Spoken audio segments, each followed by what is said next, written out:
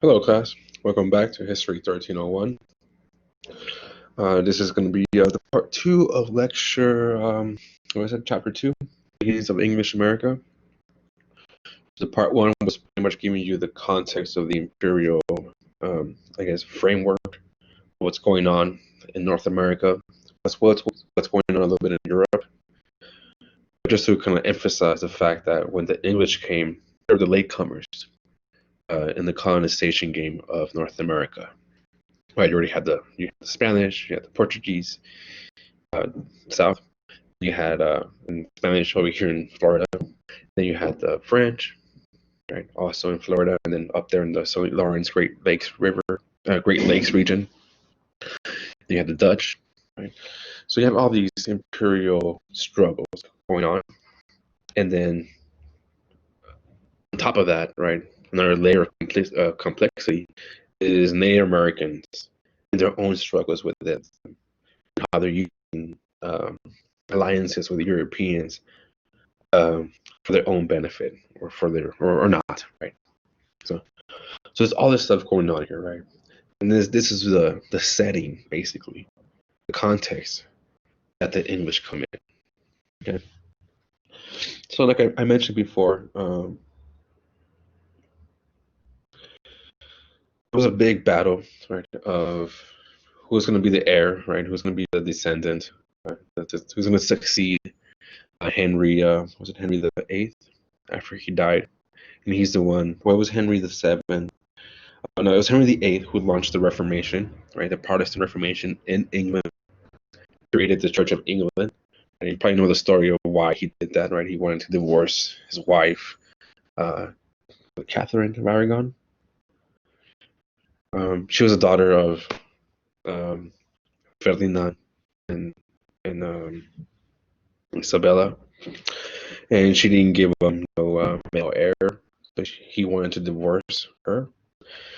And the Pope said no, right? And he's like, fuck the Pope, I'll make my own church. This Protestant Reformation is coming on.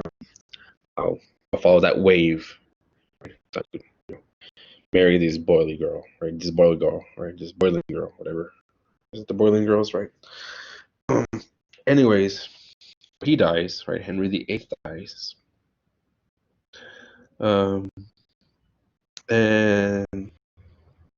there's all this like religious strife between who's going to be like what's going to be the religion. Right?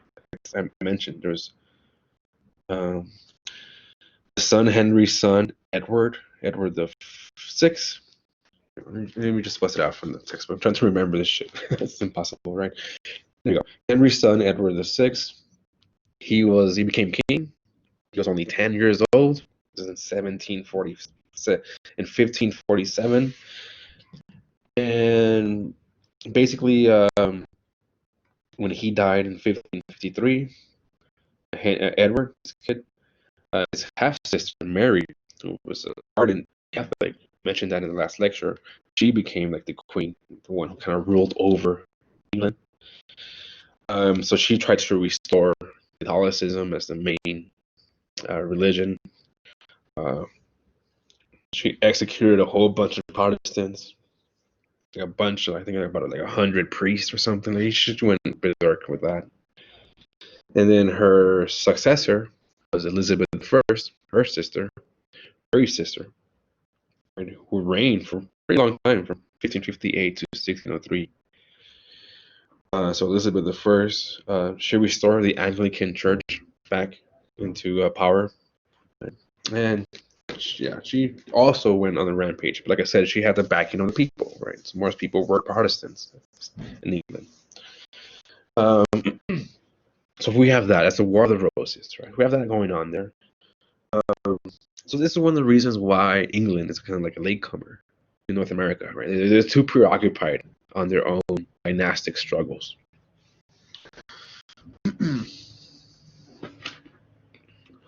So that's going on, and then as a way, also what's going on here, they're fighting in Ireland. They're trying to consolidate power as well. The English Empire tried once to conquer Ireland before. This was in the 13th century, 1200s. That failed. right? I think we've seen Braveheart as like a depiction of that, right? Of that 12th century invasion that failed. And then here comes again, right, with Queen Elizabeth I, right? So Queen Elizabeth, she wants to become powerful, right? She wants to consolidate power, and namely to the irk of the Spanish, right? She just wants to piss off the Spanish. That's like her main objective. So the way to do this, she's trying to consolidate power in Europe. And so first she goes to Ireland, and she does a brutal campaign of conquest of the Irish people. And I mentioned that in the last lecture as well. One of the main, I guess, uh, soldiers that the English sent to go and fight off the Irish was Sir, what's his name? Gilbert Humphrey. Sir Humphrey Gilbert. I'm confused. Sir Humphrey Gilbert was one of the main guys that went out there to go and pretty much execute Irish resistors.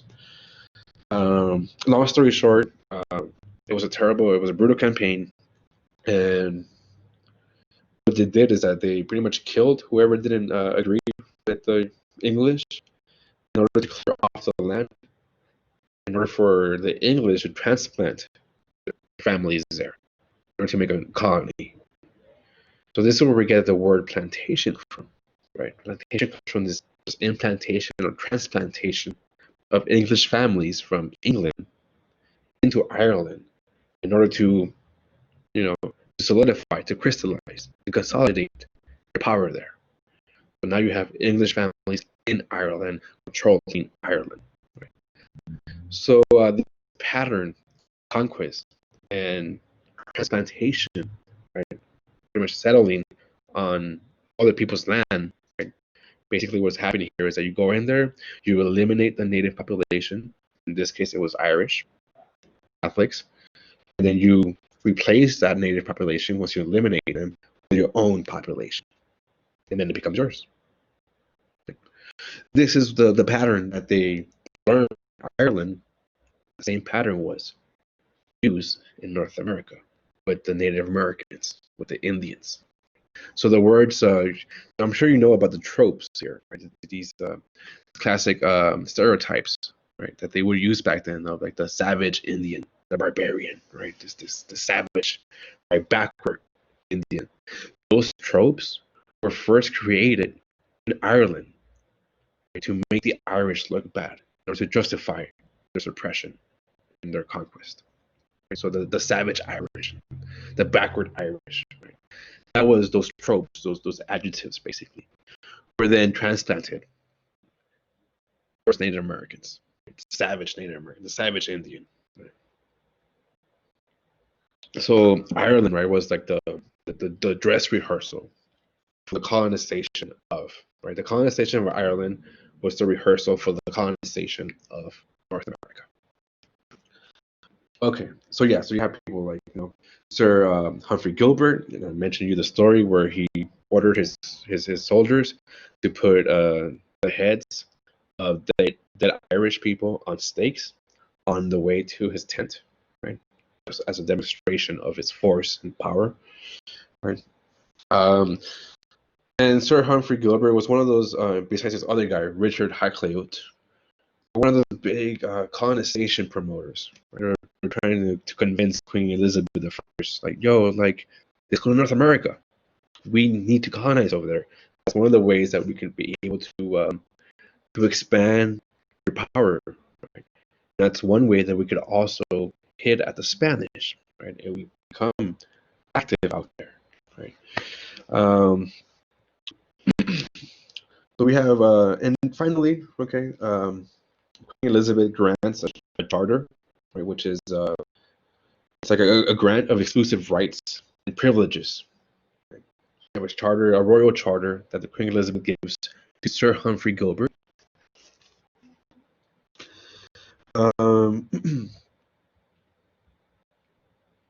And all right, so yeah, so he gets a charter, Sir Humphrey Gilbert, and he's out there doing his privateering. He's a pirate basically as well, right? stealing, killing people, looting, basically. And he gets killed, right, on his way back to England before he's able to kind of like use that charter to colonize North America. So that charter is given to his, I think it's like, what is it? His half step son or his half, somehow related to Humphrey Gilbert, Walter Raleigh, Sir Walter Raleigh. So Walter Raleigh gets this Humphrey Gilbert's grant to come and colonize North American and Atlantic coast. First, they go to Newfoundland. Right? So people are already there, and it's not working out. It's just too freaking cold up there, and it just doesn't work out for Walter Raleigh there.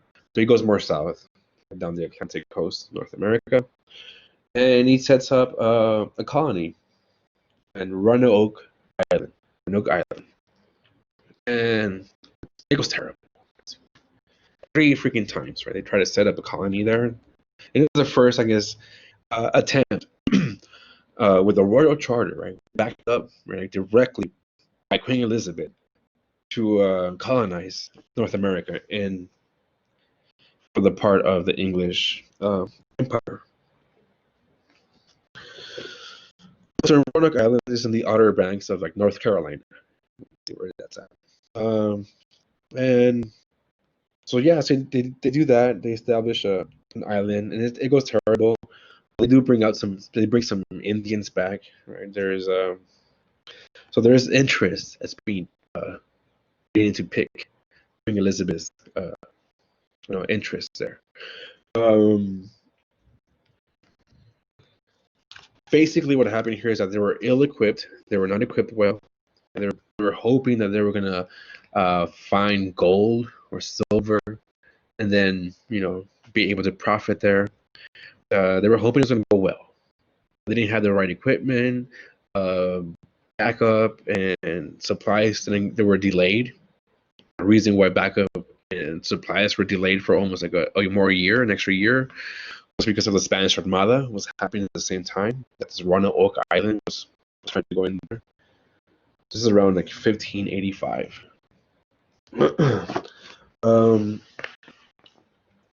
Indians, fighting with Indians, the Roanoke Indians, the Croatian as well, Indians there wasn't harmonious relations with Indians, no harmonious relationships, a lot of struggle with the local natives. So all this combination of bad stuff, right, and terrible winters, right, a lot of sickness, a lot of for the colonists, and they failed, right. And one of the last attempts here, right, it's very mysterious because they left about 15 colonists or something. And they're supposed to come back. I think Francis Drake is the one that comes there, the pirate, and he finds nobody. He finds deserted. The colony is deserted. There's nobody there. What's going on? And the only thing he sees there is etched on the tree is the word Croatia. This is like one of the tribes nearby, one of the neighboring tribes. So, but to this day, we don't really know what happened to that lost colony of Roanoke. Right. So the first attempt of the English to colonize North America was utter failure. Right? We have that lost colony of Roanoke Island. So that was another reason why kind of like the English were latecomers, right? They tried it, right, but then they kind of failed. So they kind of took like about 2 generations, about 20 more years later, for the English to finally put a permanent settlement, right? The one thing here that's going on, the big picture, these 2 chapters here, in chapter 2, I mean, is that we're moving from extractive economic impulse, this mercantilistic, right, of going to the new world, not settle, right, with families and stuff like that, just to get stuff, just to get raw resources and take it back to the motherland, to the metropole. And that's shifting that to more permanent settlements, namely because there's no gold in North America, right? There's no Indian labor force that's easily captured. So you gotta make trade alliances with the natives there, and that creates So we're seeing this transition from extractive economic impulse to a more permanent settlement in North America. All right, so we have that. Right, we don't hear from these Roanoke people. Queen Elizabeth dies. She dies in 1603. That also sets up, I guess like a crisis per se in England. And finally, because she died with no heirs, she had no kids. So that's why she was known as a Virgin Queen. Right. That's what we know. That's why we have Virginia, named as Virginia after her. Died with no heir. King of Scotland became the next king of England. Just kind of by default, right? It's kind of like the tradition, I guess. James Stewart, that's his name. James the First becomes James the First, right? This is the beginning of the Stuart dynasty in English history. So he reigns for a while, all the way to 1625. His son takes up Charles the First, right? That's the Stuart dynasty. And there was all these crazy forces going on, like economic and social political forces going on because of this shift, right, of power, basically, from going to the Scottish. So what's going on here is that you see a lot of land becoming privatized. This is what we call the Enclosure Movement. So besides this like civil strife is going on because of this change in power, this political strife here, in economic terms, right, for people, a lot of wealthy, I guess, elite members of the English gentry are buying up land that used to be common land, the commons, and enclosing it, fencing it off, right? Putting private property signs up, right? It's against the law now, right? You become a criminal if you go and pick some food or fruits or some wood where all your family from day one used to always go to pick wood from, right? Now you're trespassing. So that puts pressure on people to leave. Civil strife, right? Let me see. Let me give you a couple of these push and pull factors of why English people would want to come to North America.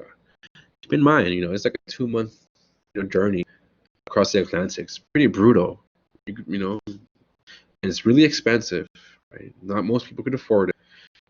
And if you can afford it, your option is to become an indentured servant, right, for a couple of years. So a rich person will pay for you your voyage across the Atlantic. You become their servant for like 5-7 years. I mean, why would people like risk that, right? So there's that, right? The Enclosure Movement is a big thing. Right? Let me give you some more push factors. Of course, right? The classic story of the religious person, right? Because of you don't know who's in power, right? One day is the Protestants, and then there's the Catholics, and then if you're a Protestant and then the Catholics come into power, you're fucked. And vice versa, if you're a Protestant and the Catholics come into power, you're fucked, right? It's that, right? It's just a mess there. Right? The religious persecution at home, pushing people to leave Europe. Anxiety about political, the political future of Europe, right? Missed civil war and religious wars. It's really unstable right now in Europe. What else we have here? The Enclosure Movement, and then people that go. These are people like in the peasants out in the country land. There's more countryside that's common, that's owned by somebody, a lord or gentry. So now people are moving to the urban centers, to the cities, and there's no jobs available. There's joblessness, right? Unemployment, rampant unemployment, right? So that's another reason why.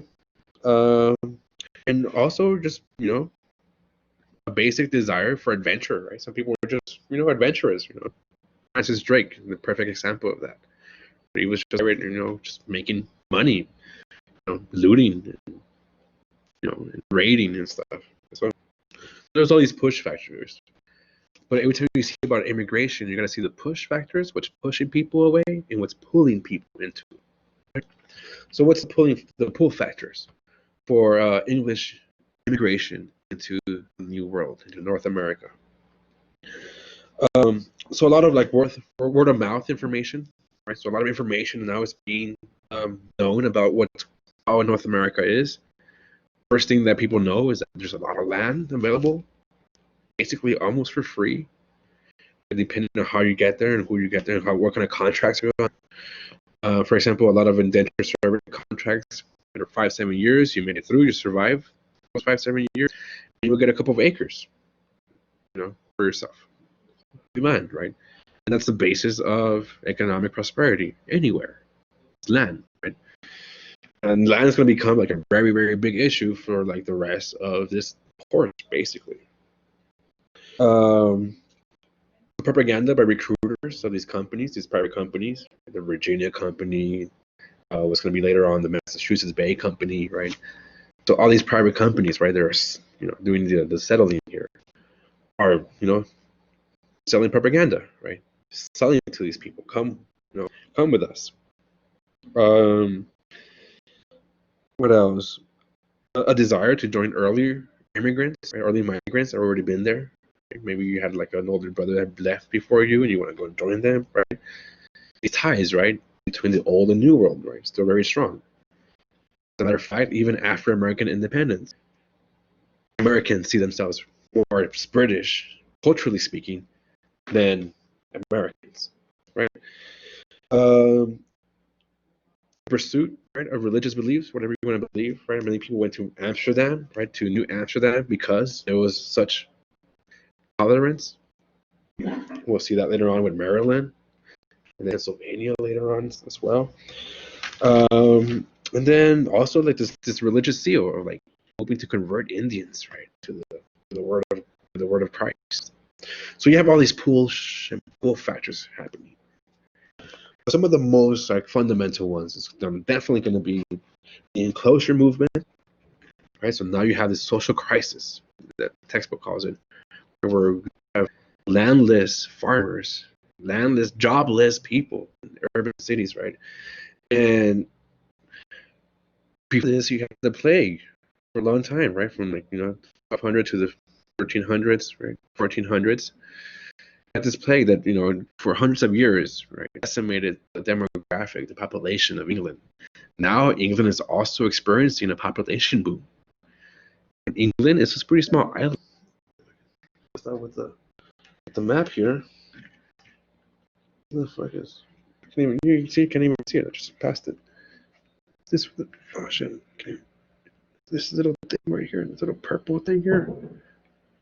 England, small little island. Way smaller than the Iberian Peninsula. Way smaller than North America.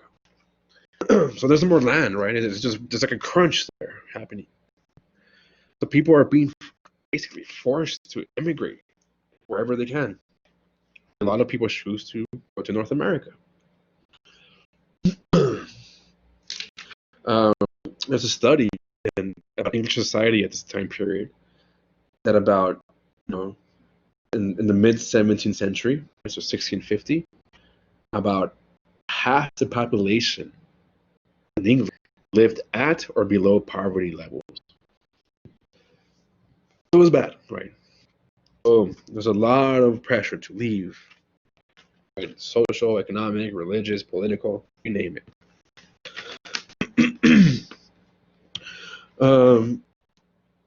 All right, so let's do that. Again, economic conditions in England were just so bad that it was just better to immigrate, right? Even as an indentured servant. Indentured servants didn't make it past their 5-7 year contract. They died as servants. So there was three main, I guess, pockets, right? The geographic areas where these British immigrants landed on in North America. Talk about the Chesapeake area. We'll talk about New England, we'll talk about the so-called middle colonies. Um, and most of these were from the bottom rung of English society, right? These people were desperate. Right? So nearly 2/3 English settlers, of English immigrants that came to settle here in North America, nearly 2/3 in the 17th century, 1600 to 1700, in that 100-year period, came as indentured servants. Right? So it just means that you pretty much become like a slave for a couple of years for somebody, and then you become free again. So you cannot marry, right? You're subject to corporal punishment. You needed the permission of the owner to do basically anything. Right? That was so enticing, anyways, because the conditions back in England were so bad for everyday people, for the common people. Unless you were the gentry or elite, which was a small pocket of people, then you were better off coming to America, even as an indentured servant. Like I said, almost nearly 2/3 of all English immigrants in the 17th century came as indentured servants. So, not free, basically, right? We think of like the land of the free over here. Not really, right? That was not the foundation for these settlements here in servitude. So land, right? So land is a big thing here, right? We need land, right? These indentured servants would risk being slaves for a couple of years just to get a couple of acres of land afterwards. It was their route towards economic autonomy. Right?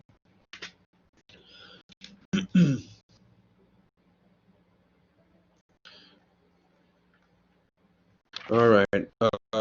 One big difference, though, when the English came here is that from the Spanish, I guess, for another like permanent settlement, Spanish, is that the English were not did not want to intermarry, did not want to mingle with the native population. Like I said, they come from the path of eliminating the Irish people. So that's the pattern they came with, the mentality they came with. Like, there was no like mestizaje or the métis in the French. It was just white and other. And this becomes like apparent when you increase the slave trade in the North American colonies, right? It becomes white and black. But this begins here, right? So the English are just adamant of keeping to themselves and eliminating the Indian, basically.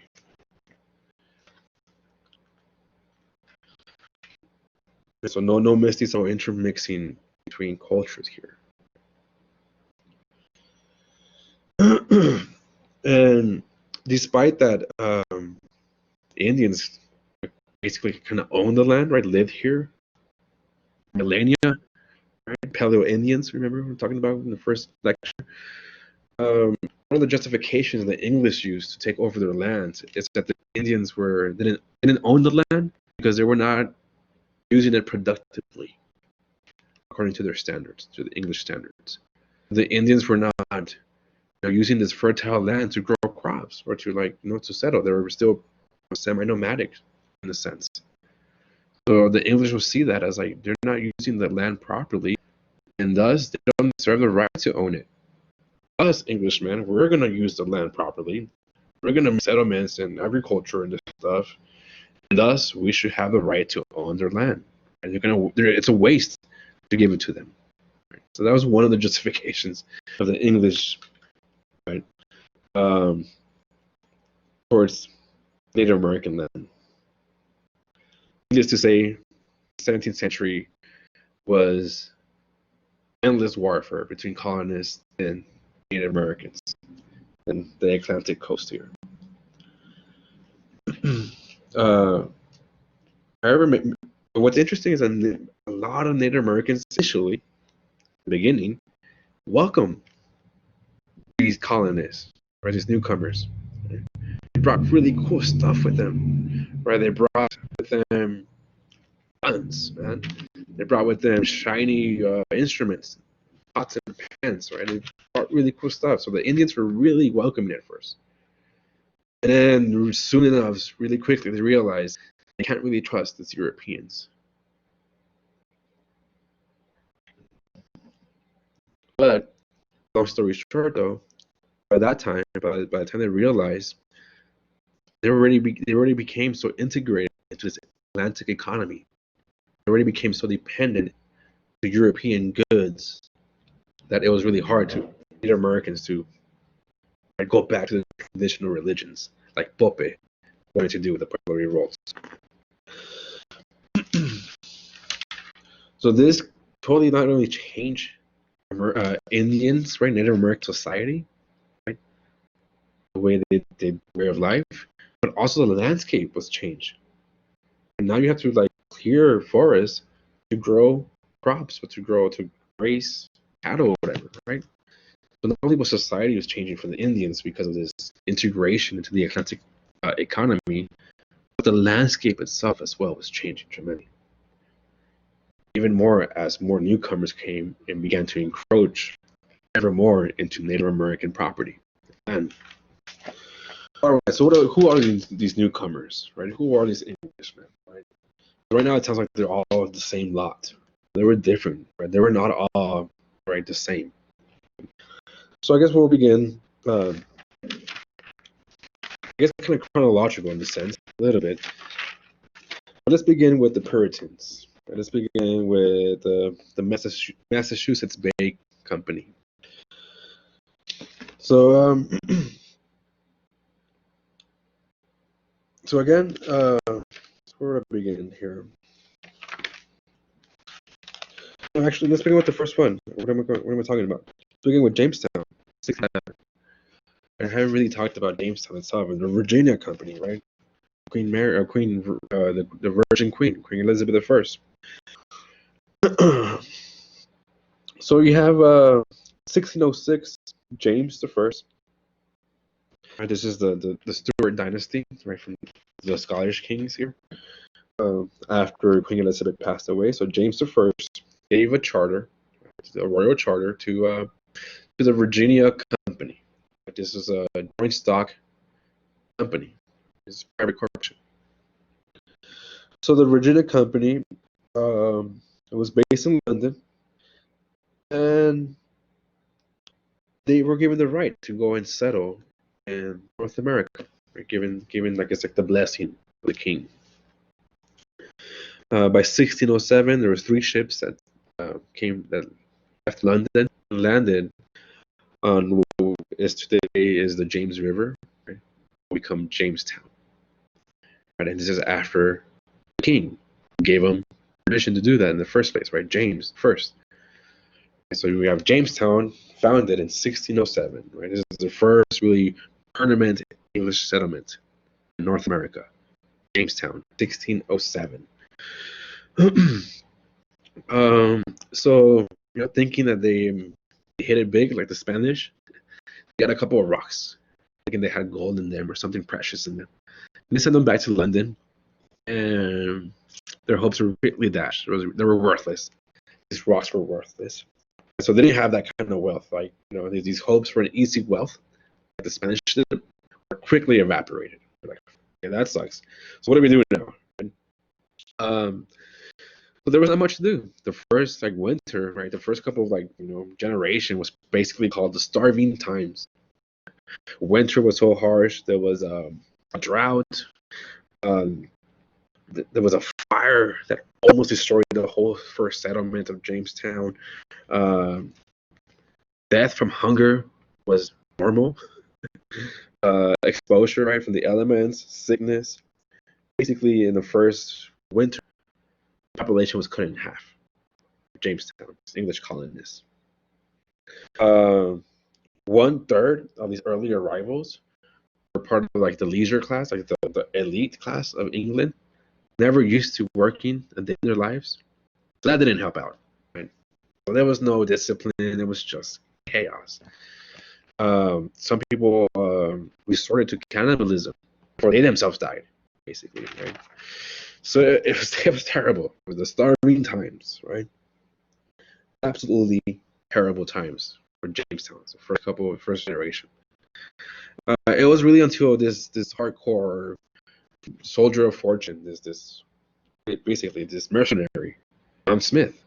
You might have heard of him if you see Disney movies. So John Smith goes in there.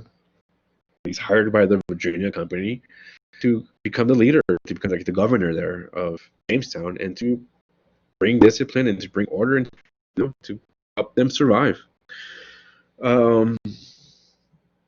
He actually, before he did that, he actually was like a scout, kind of like just roaming around in a canoe, scouting the area, and he became really acquainted with the area there.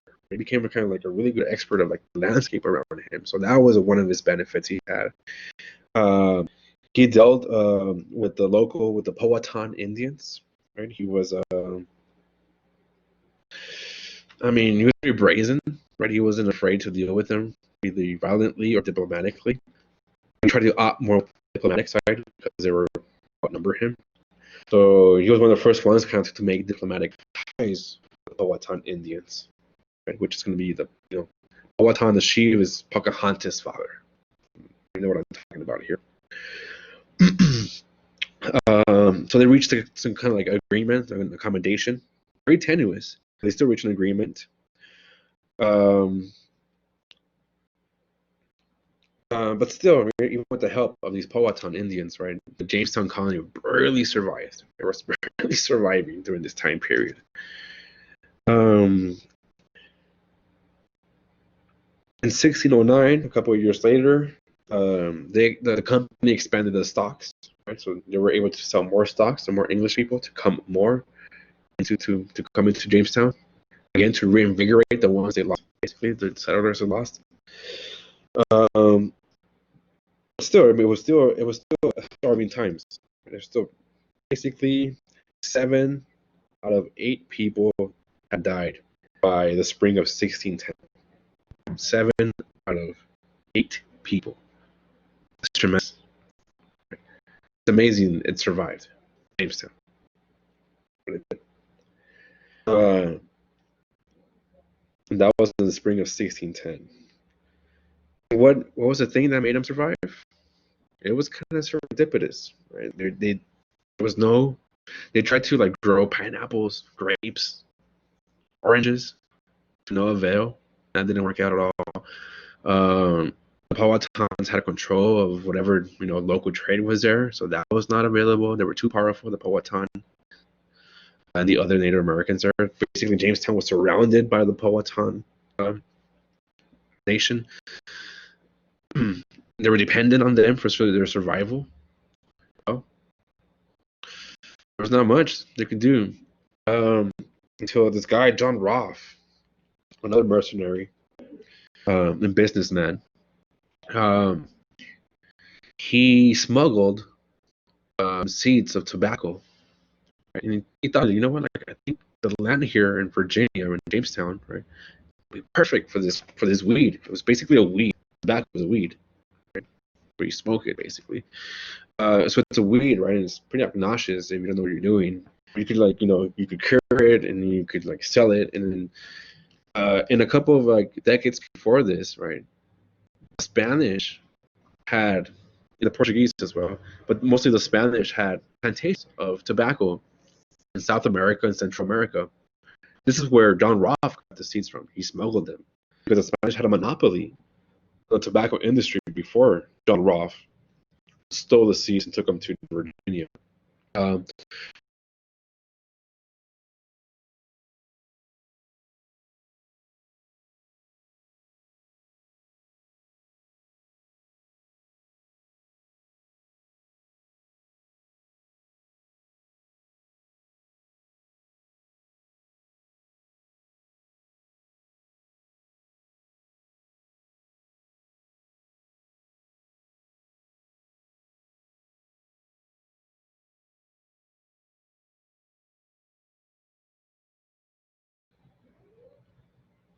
Okay, my Wi-Fi went off. So John Rolfe, right, smuggles the seed from the Spanish. Spanish have a monopoly on tobacco.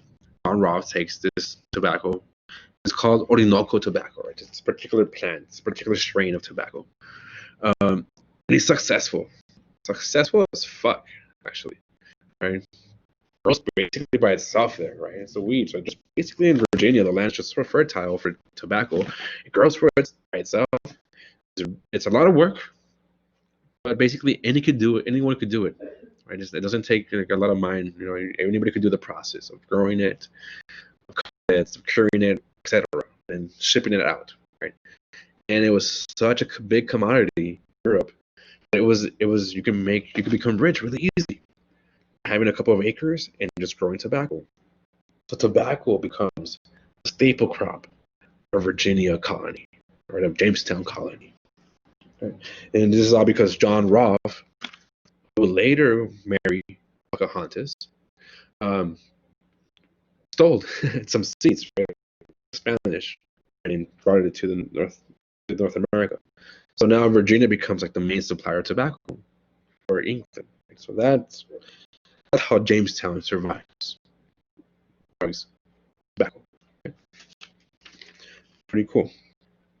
Okay, another way that Jamestown survived is that Virginia Company has this policy called the head right system. Head right system. So if you're a rich man in England, right, you don't have land per se, right? You want to get land. Well, say you're kind of like in the upper middle class, and all you need is to become aristocrat. It's land. There's no land in Europe, in England. The Virginia Company is going to give you a hell of a deal. Come over here with your family, with your servants, all over, transplant yourself from Virginia to Jamestown, and we'll give you 50 acres just to begin with. No, we'll give you, yeah. We'll pay for your transportation. We'll give you 50 acres, ownership of that land after 7 years, and then plus 50 acres more for every head that you bring. It's a head right system per every household member. So say you're a rich man, you have a family, your wife, 3 kids, 2 servants. Right? So it's you, your wife, 3 kids, 7 people, 2 servants. So you get 50 acres for yourself, and 50 plus acres for every single other person. So you do the math. I'm not good at math, right? That's a fuckload of land just for you coming over here. Granted that transportation is free. You got nothing to lose here, basically. All to gain. Right? This is the head right system. Right? The Virginia Company offers this, right? And yeah, a lot of people take up that offer, sure. Also, the Virginia Company, right?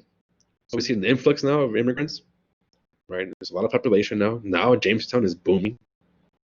And they established civil courts to control. Right? We have some of the first representative government, the first body representative government, right, is in Jamestown, called the House of Burgesses. In 1619, it's when they first convened, the House of Burgesses. Right? And they pretty much reified, we're going to live under English common law, right? English liberties. So that's Jamestown. Let's go over Plymouth, right? Plymouth Colony, Plymouth Plantation. So the Virginia Company, right, besides Jamestown, they also give another charter, right? They also divided the charter into two operations. And one of them is some English separatists, right, living. They first living in England. So English separatists are these like hardcore, radical, religious freaks, basically. And not only are they against the Pope and Catholicism, they're so radical. They're even against the Church of England, who's a Reformed Protestant religious organization. But they think that the Church of England still has a lot of vestiges of Catholicism, right? The bishops and the priests, rather, they still wear elaborate robes, and like there's a lot of like fanfare surrounding all these religious rituals. And these English separatists, these Puritans, basically, they want to purify the Church of England from those vestiges of Catholicism, Popism, is what they call it, right? And the power over the influence of the Pope. So these English separatists, I mean, they're radical, so they get persecuted in England. They're against the Church of England, so they get persecuted. So they flee. First, they go to Holland, the Netherlands, live in this city called Leiden, and they're so radical, right? That right, and Holland is so laid back, right? Think about New Amsterdam. This is in Amsterdam, right, in over the Netherlands, right? That just like the mores and the society itself was just too open for like the conservatism of these Puritans.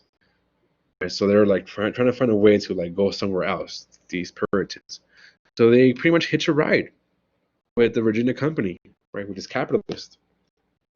So these English separatists, they live in the Dutch city of Leiden. They left in 1608 from England, and then decided to tag along with this patent, right? This legal charter that the Virginia Company gives to a group of English capitalists, right? So there's a couple of, what happens here is that the negative side, these English separatists, these Puritans, they have to work for these investors, for these capitalists, for 7 years, right? So they're coming in as indentured servants, basically, right? But they're hitching a free ride coming to America. The good thing is that once they get here, they're gonna have all this independence. They can do whatever they want, basically. They will not find that anywhere else. Then they won't have like the negative effects of like the urban, cosmopolitan culture of Holland.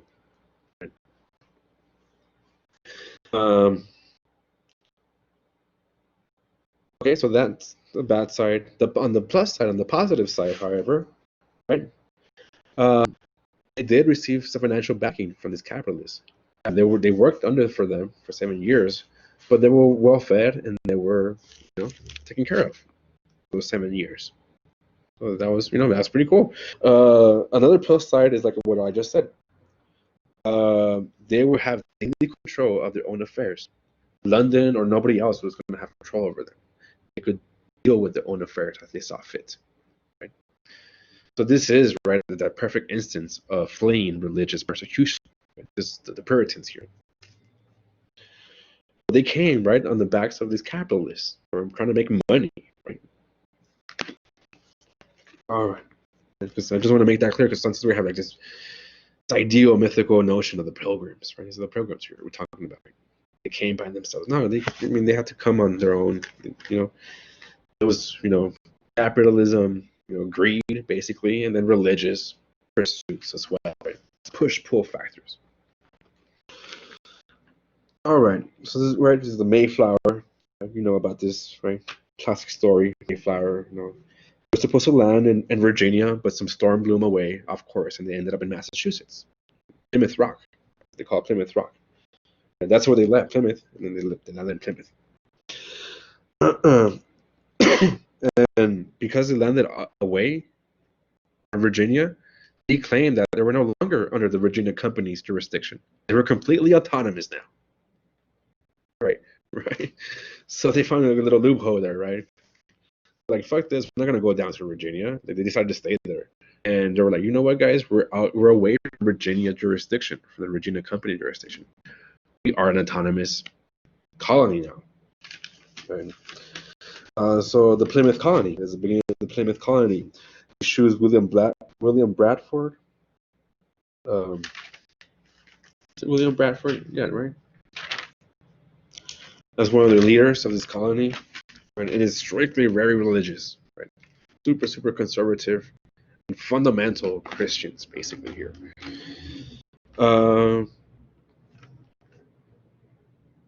And it went pretty well for them. There was a lot of fish, abundant fish. They landed at corn, a lot of Indian corn, basically. And reinforcements did arrive soon after. Not like the same fate as Jamestown. Plymouth Colony did, start off really well. And one of the important things about Plymouth Colony that helped them really succeed was the help of this guy, this Native American named Squanto. Squanto, super interesting guy. Squanto was kidnapped by some Spanish guy. I forgot his name.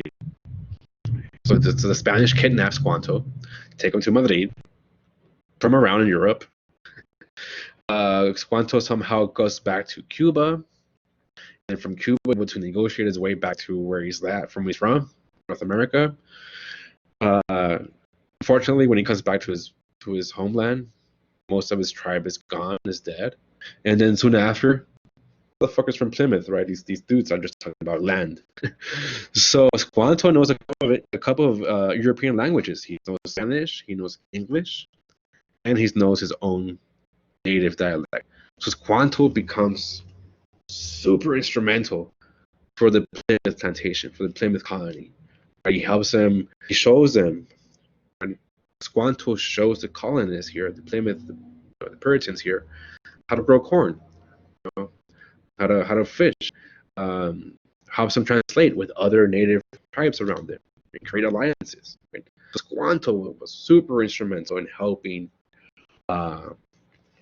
Plymouth plantation survive. And this is not the first time that something like that happens, right? We have the similar thing happen in Spain with La Malinche. La Malinche was this native woman that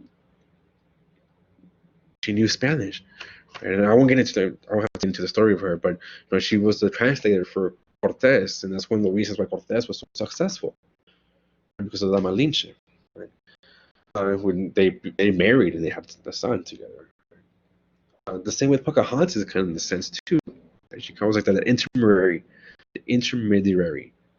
right, in between cultures, right, negotiating between cultures.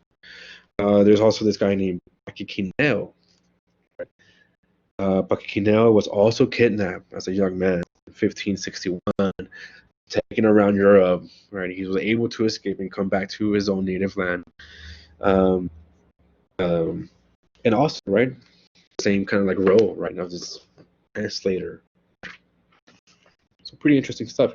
So these Indians were not, right, these newcomers, these English Puritans were not new to Indians. They already had experiences with Europeans, right? So there's that. So all right, so we have that. So the Puritans create this government based upon religion, right? This religion is based upon Calvinism. John Calvin has this idea that only a select few people are selected by God for salvation. And these few people should be the ones that are in charge of everybody else, should be the ones that instruct the rest of the people on how to find salvation. It's a very selective kind of religion. Okay?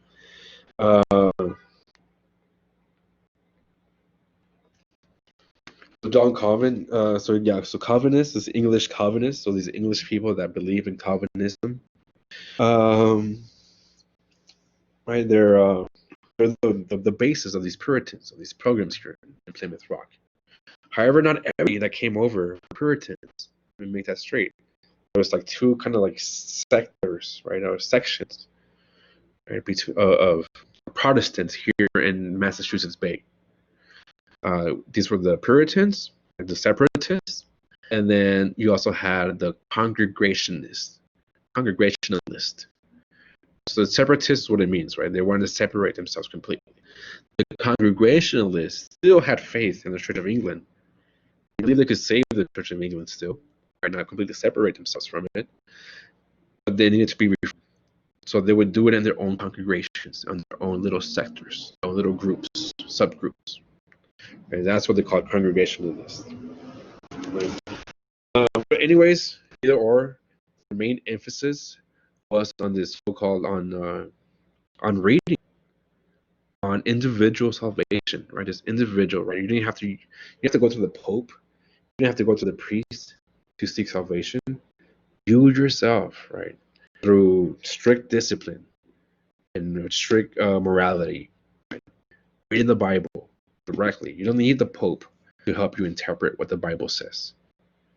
You need to read it yourself. Right? That's kind of like the idea that these guys emphasize. Right? So, needless to say, in Plymouth Rock and these Massachusetts colony, literacy was really high. And also they came with families as opposed to Jamestown colony. Jamestown was really mostly just single males. In Massachusetts, in Plymouth, right, was families that came over. All right. So instead of preaching, right, the sermon was central to Christian worship here. So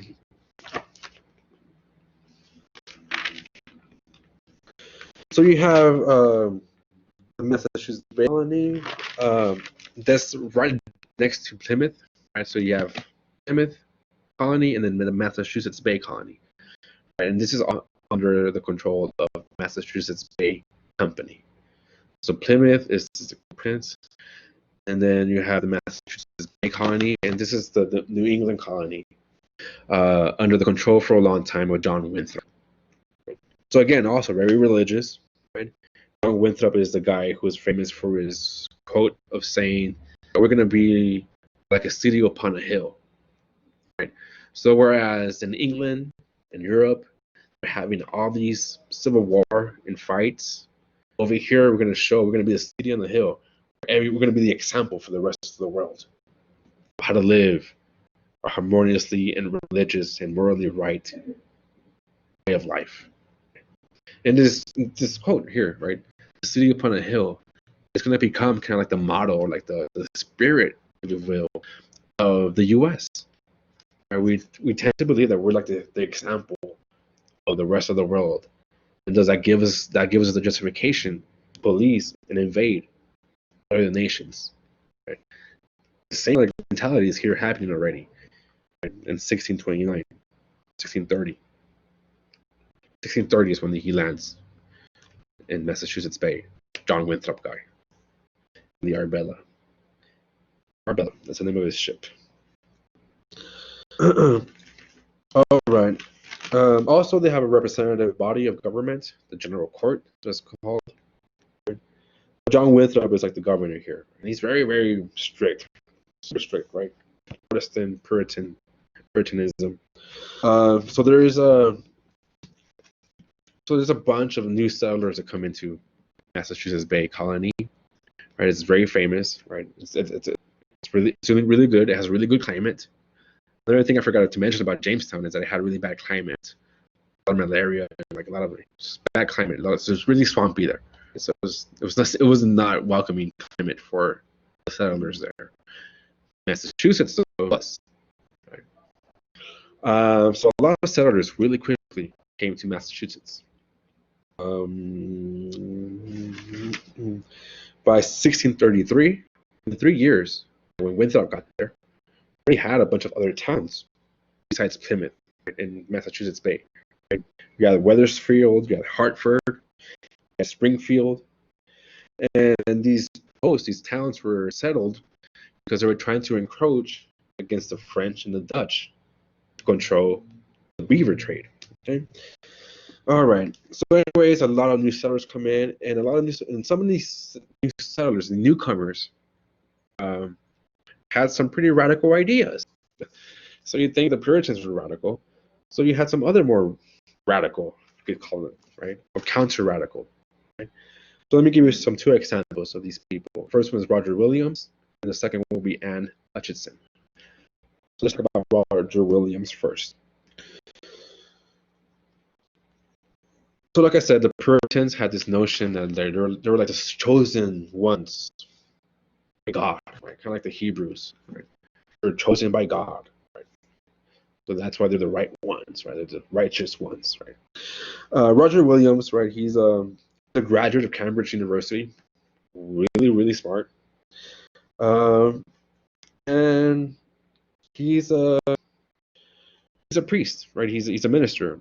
He sets up shop over there in Massachusetts Bay, and he has some pretty radical ideas. One of his first ideas that pisses off John Winthrop, the governor of that area, that colony, is that there should be separation of church and state.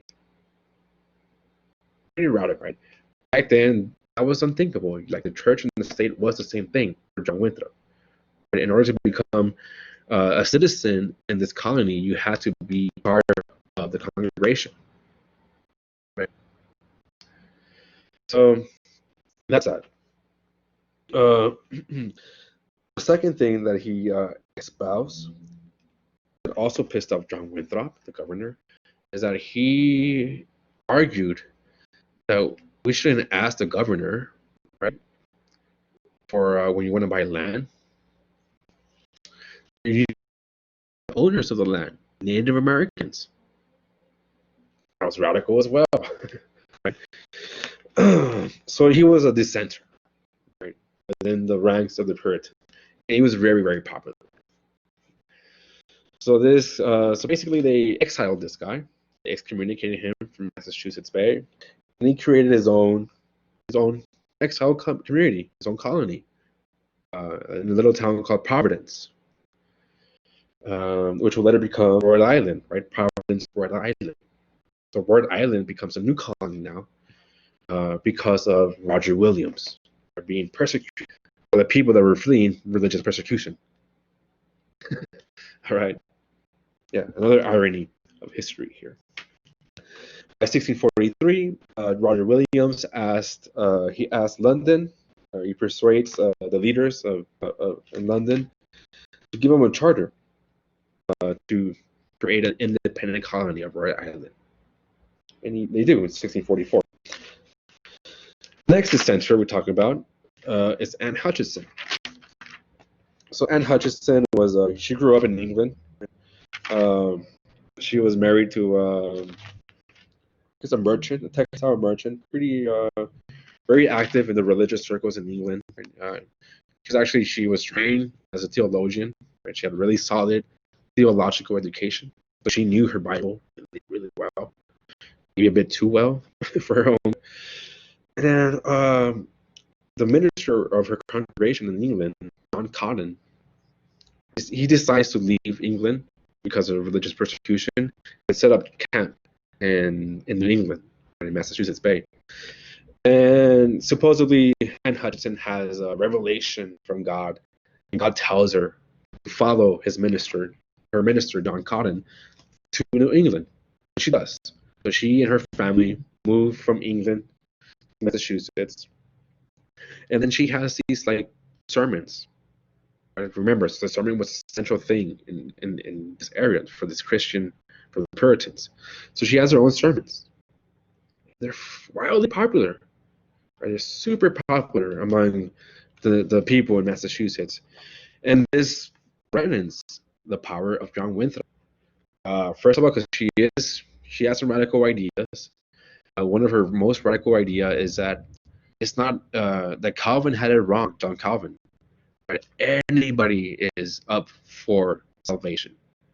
Like God doesn't have a chosen few. So back then, there was the idea that only a chosen few were meant for salvation. That God had chosen certain people that touched them. And the way to find this out, who was chosen, was basically by wealth, right? Who had the most land, who had the most servants, right? Because obviously God gave them favors, or was favorable to them. So that was a sign of you were chosen.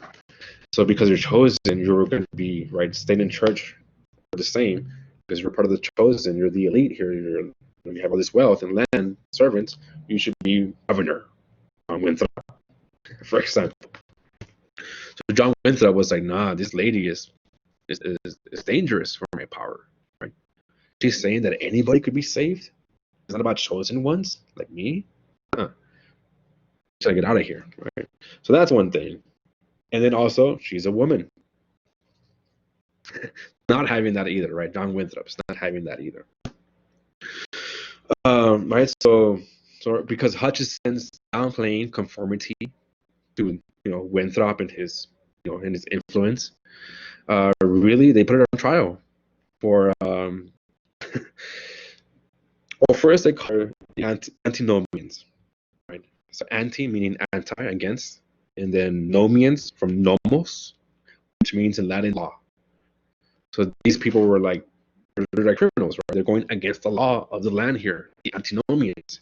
It kind of sparked a crisis with politics here in Massachusetts. As a matter of fact, John Winthrop was voted out of office because these antinomians became so popular.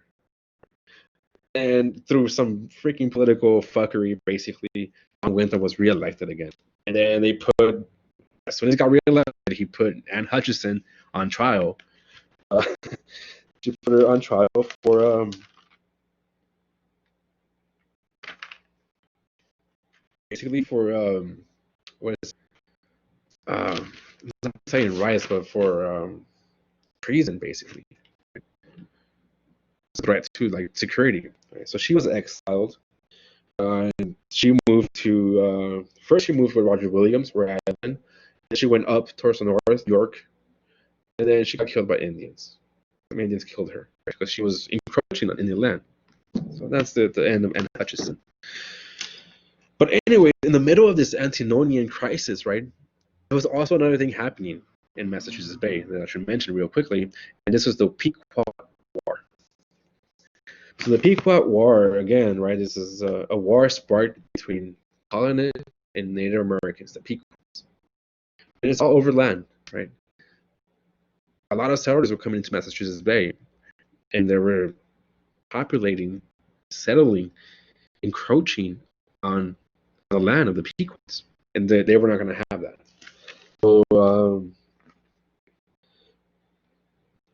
So the Pequots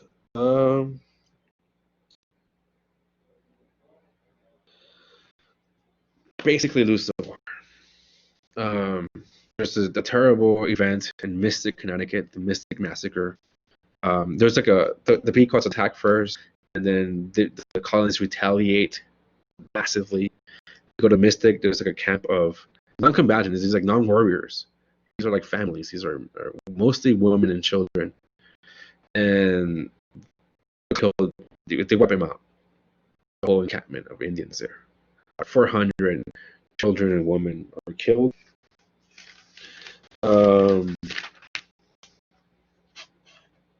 it basically just showcased, right, at the end of the Pequot War, basically solidified Anglo-European dominance over Native Americans in that area there.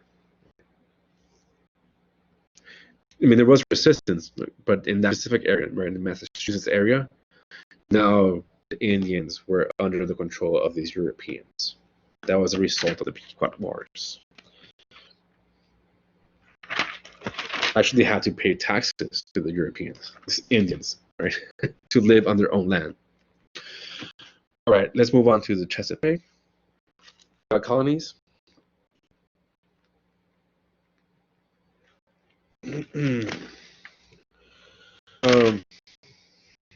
All right, so the Chesapeake Bay, going back to Jamestown, Virginia, and the rapid spread of tobacco, right? Basically, we're going to talk now about the demise of Jamestown. So it booms and it falls, right? So throughout this whole time, as the tobacco plantation is booming, right, Indian relationships begin to sour more and more, right? Relationships between colonists and Indians become super strained at this time period. There was a really brief period in time in this century here, the 17th century, where peace was a little bit possible. Somewhat possible. It was in 1614 when John Rolfe marries Pocahontas.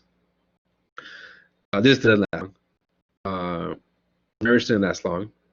Within 3 years, Pocahontas dies. Complications, health complications, right? She moves to London. She's kind of paraded around. She has a son with John Rolfe, and then she dies soon after. So that kind of like ends the reason why they married was kind of to create some kind of diplomatic, tie between the colonists and the Powhatans. That lasted 3 years. That lasted as long as the marriage lasted. So that's and then Powhatan, the chief, dies. And Powhatan was a little bit more accommodationist to the colonists. He wanted to help them out. He wanted to deal with them. And when Powhatan dies, his brother takes over, Chief Canal, and he's more fuck the colonists type mentality. He's like, fuck these people. Right? He's dealt with them before, and every time he deals with them, it always ends up in violence. he doesn't trust the colonists at all. As a matter of fact, he would be very, very happy if we could wipe him out. And that's exactly what he tries to do.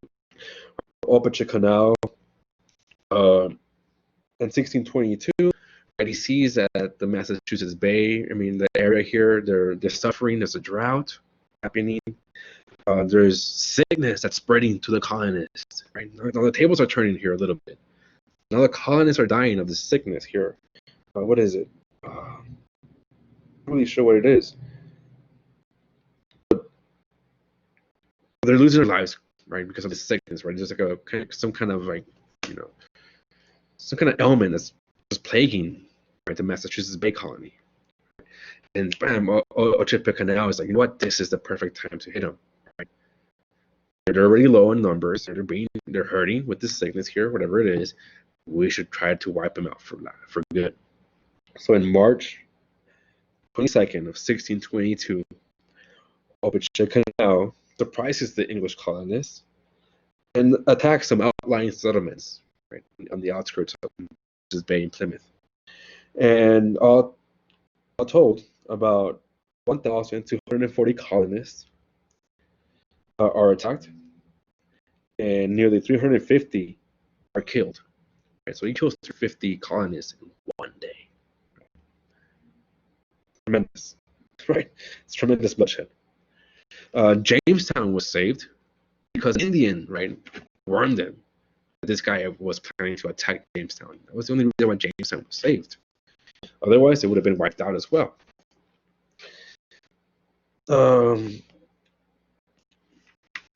So, anyways, so this causes chaos, right? The king, the Virginia company had the charter for them. They call the shots.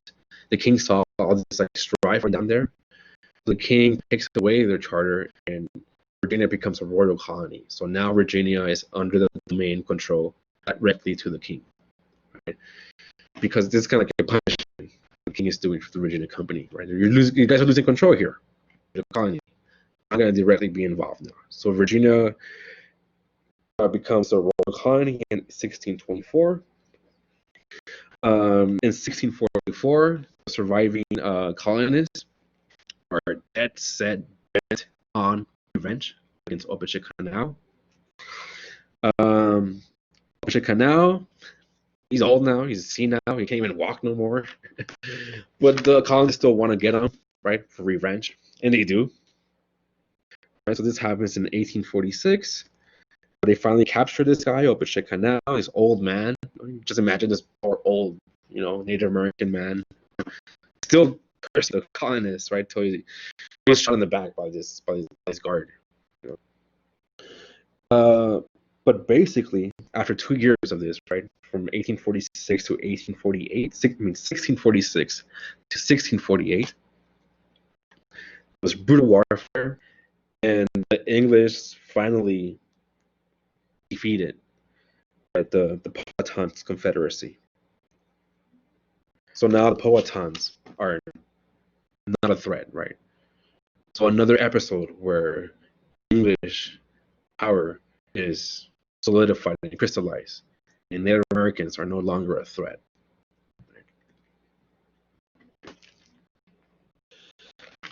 All right, the last colony we're going to talk about now, it's taking forever here, is going to be Maryland. Maryland colony. The Maryland owes its beginning to this guy named George Calvert. He was like the super rich man out there in England, right? But he was Catholic. He was really, but he was involved in Ireland, right? In the conquest of Ireland. He actually was Lord Baltimore. He was really important there, right? He helped fund and he helped fight against the Irish. Right? And he was also, he was really rich, right? He was really well known, but he was Catholic. And then, there was these religious wars going on in England. Protestantism became the religious state religion.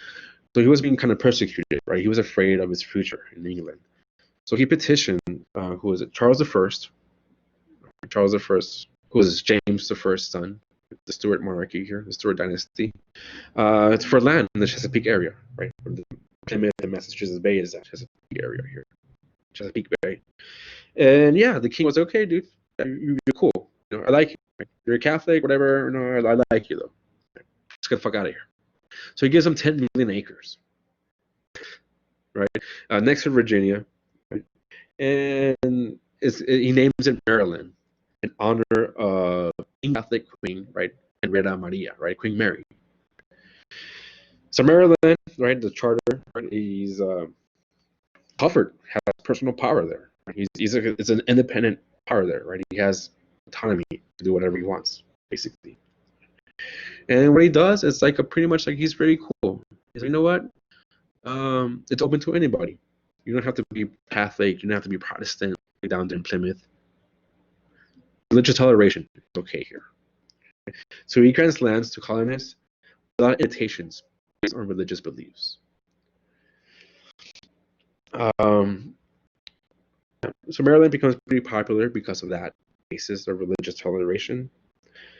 However, in 1649, Maryland's assembly, also like a general assembly, representative body of government, they create the Act Concerning Religion.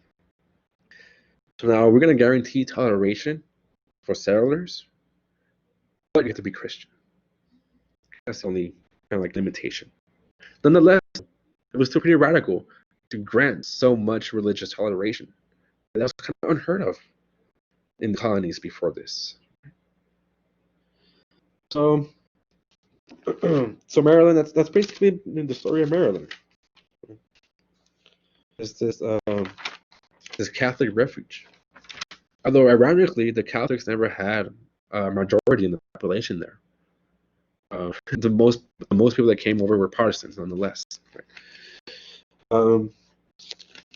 Anyway, just like in Virginia, in Jamestown, right, next to each other here, they also became super dependent on tobacco, on growing tobacco. The bad thing about tobacco is that it depletes the soil really bad. Right, so you can only plant for so long, and then after a couple of generations, you can't plant nothing no more because the soil is depleted. You know, soil erosion. So that that took a hit, right? That hit these colonies pretty bad. But nonetheless, though, right, these colonies became so populous, way more populous than what the Spanish had in Florida, or what the French had over here in the St. Lawrence, Great Lakes region, or what the Dutch ever would have. Right? And this factor, right, population, who were land hungry, right, who just wanted land, because there was no more land in England. Right? It's going to play a big role on why England became, who became the winner, right? That's why we speak English, right? Mostly here, right, in the U.S. Because there's some pockets of French, right, or German, or here and there, or whatever, or Spanish, right? This is why England became so powerful in the North American continent because of the population. All right, that's the end of this lecture. Basically, yeah, I'm not gonna go into any more stuff until we get to chapter 3, which is really, when Anglo-America becomes consolidated. Spain gets kicked out, and France, and this is the beginning, really, of what will become the U.S. Right, next couple of chapters. All right, thank you, and you guys stay safe.